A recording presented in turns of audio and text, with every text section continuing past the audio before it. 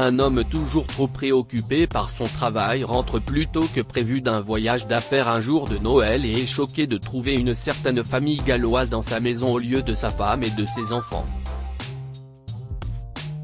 Ted était un homme très occupé. Ses clients, ses réunions et ses affaires étaient toujours ses prioritaires par rapport à sa famille. Ainsi, plusieurs Thanksgivings, Noël et Nouvel An passaient, et Ted était toujours en voyage d'affaires. « Je fais tout cela pour nous, chérie », disait-il souvent à sa femme, Marissa, qui s'était habituée à ne pas avoir son mari à la maison. « Je sais, mais tu manques aux enfants, Ted, » lui répondait tel point je leur enverrai des cadeaux, déclarait-il. Je vous aime tous. À bientôt. Cette année-là, Ted avait l'intention de surprendre sa famille avec une nouvelle maison, ce qui le rendait encore plus occupé que d'habitude. Il était censé être en voyage d'affaires ce Noël-là, mais il rentra tôt pour faire la surprise à sa famille, et découvrit qu'il avait déménagé. C'était un jour d'hiver. Ted a garé sa voiture dans l'allée et a été troublé par la présence d'un véhicule inconnu dans le garage. Il aperçut les décorations de Noël à l'extérieur de la maison et sourit. « Peut-être que nous avons des invités, » pensa-t-il. Ted déchargea les cadeaux qu'il avait achetés pour Marissa et leurs enfants et s'approcha de la porte d'entrée. Il aurait bien voulu les surprendre en entrant par la porte de derrière, mais il se souvint que Marissa lui avait dit qu'elle était coincée et qu'elle la ferait réparer plus tard. Ted n'avait pas de double des clés, alors il sonna à la porte. Marissa, chérie ? Si moi. Ted, appela-t-il. Comme il n'y avait pas de réponse, il sonna à nouveau. Qu'est-ce ce qu'elle a ? Pourquoi n'ouvre-t-elle pas la porte ? Se demanda-t-il. Ted appuya 3 fois de plus sur la sonnette et s'apprêtait à appeler Marissa lorsqu'il entendit des pas pressés s'approcher de la porte. Peu après, un homme de grande taille avec des tatouages sur le bras gauche sortit et demanda d'une voix lourde, « Oui, qui êtes-vous ? » Si est-ce une blague ? Qui êtes-vous ? Répondit Ted en souriant et en poussant l'homme à l'écart. Marissa ? Les enfants ? Papa est rentré. Je vous ai apporté des cadeaux. Ted s'arrêta net en entrant dans le salon. Une femme, qui n'était pas sa femme, et 3 enfants inconnus décoraient toute la maison, ainsi qu'un énorme sapin de Noël à côté de la cheminée. Qu'est-ce ce qui se passe ? Si est ma maison.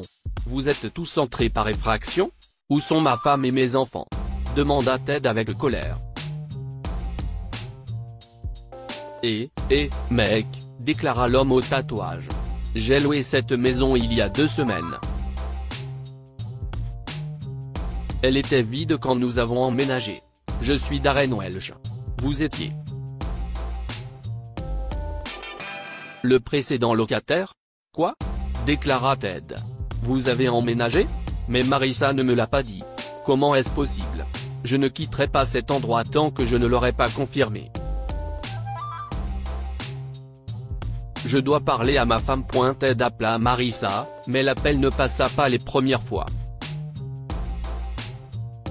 Il l'a rappelée, mais elle n'a pas décroché. Ted a alors appelé sa belle-mère, Pamela, et a été décontenancé par ce qu'elle a déclaré. Tu as trompé ma fille, Ted. Comment veux-tu qu'elle réponde à ton appel ?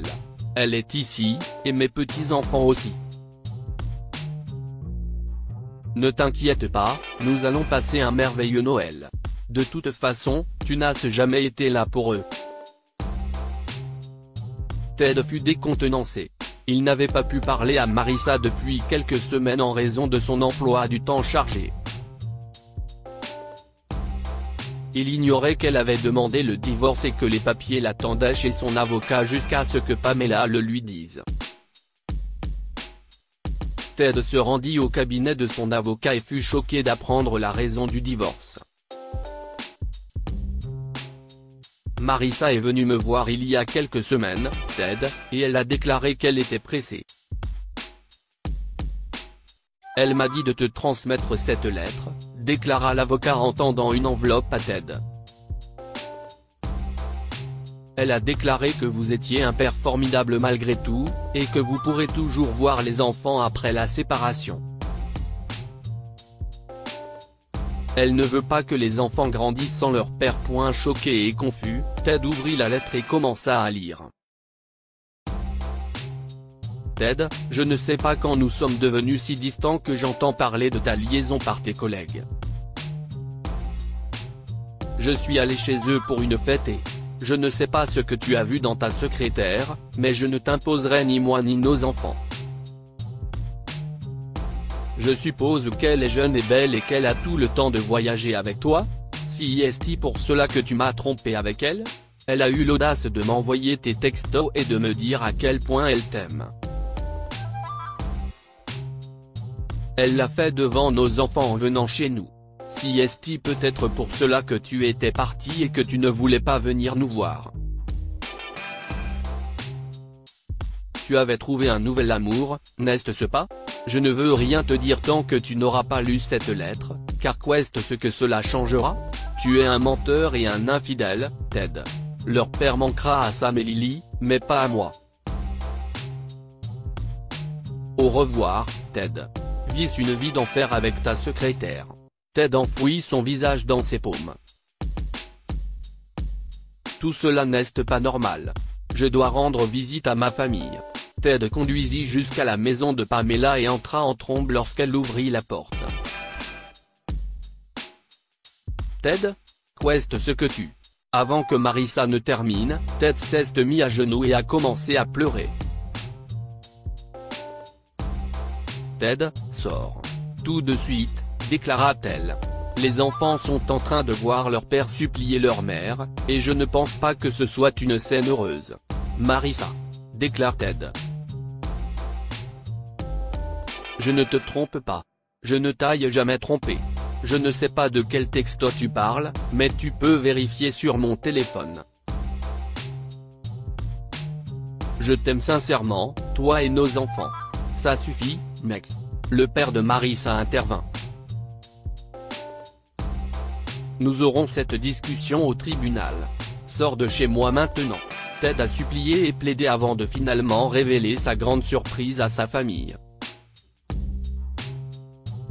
Il a parlé à Marissa de la maison qu'il voulait lui offrir pour Noël et lui a montré les plans sur son ordinateur portable, expliquant pourquoi il était plus occupé que d'habitude et n'avait pas le temps pour eux.